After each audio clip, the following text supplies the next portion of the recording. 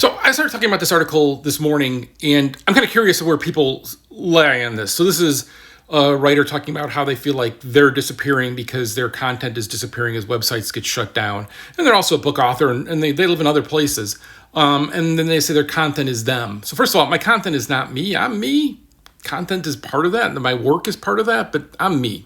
So first, if you're a freelance writer looking for work and you need to keep your old work so that you can share it to get new work, I understand that threat. But this whole idea that we have as a culture that we're the most important generation ever and every single little scrap needs to be saved and documented because we can finally do that we should do that every single picture of my cats need to be like a tax on future generations, that we need to save it. I just don't believe that.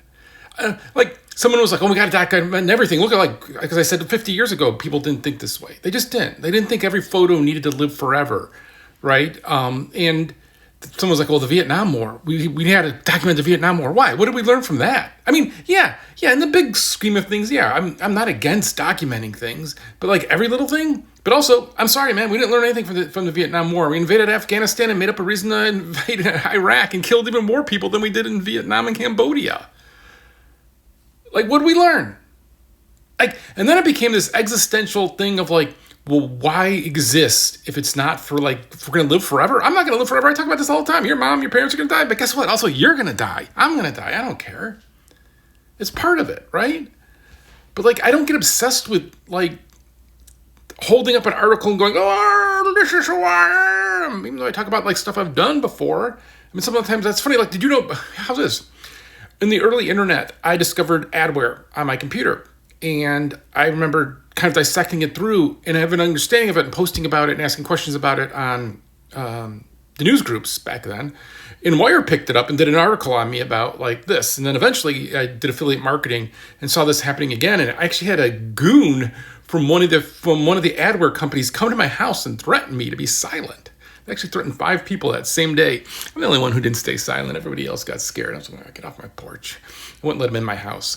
But I had this website, donot.reply.com. The website's not up anymore. I don't think the article in Washington Post about me in it's up anymore. I don't know. I don't care. I moved on. I'm doing new things. I'm not living and making things so that future generations can pore over it. Some people are literally you need to save every scrap because otherwise, if you don't document your life, what's the point of your life? Living your life. Just live so I may be the extreme version of this, that I'm fine throwing out everything. And yeah, sure, big swaths of things. We make up what history is anyways. If you really think that real history is what you learn, it's a good vague idea of it. And we have some stuff we're going to learn from history so we don't repeat ourselves. We repeat ourselves all the time. Dear God, there's the thing about touching the hot stove is the only way the kid learns. The kid still touches the hot stove all the time, right? Man, if that hot stove gave you a high, you'd be touching that stove all the time, right? So I don't know. I feel that since we can document everything and that we can preserve it, we've decided we are the most important generation of our time. And that Verge article needs to be saved forever. That future generations, 300 years from now, are going to pore over it and be like, oh my God, the wisdom of this person. If only I could have met them. No, they're going to have their own people, their own smart. Guess what? 10 years from now, even, we do not know what the best mac and cheese of this Thanksgiving 2024 was. We don't. It'll be changed. It'll go on. Things change. They're different. And I'm not all that stuff of the past. I mean, you know of me from that, but I'm the stuff I'm working on. I'm the thing I am. I'm the person in my family. I'm the person with my cats. This just need to document this, because this is this weird thing. Someone hang on. I'm gonna look at the exact. If everything is disposable, what's the point? Is the point just documenting everything you did? To are you the person who you go to dinner and you're like, let me break out my photo album and show you our trip to Jamaica? What the?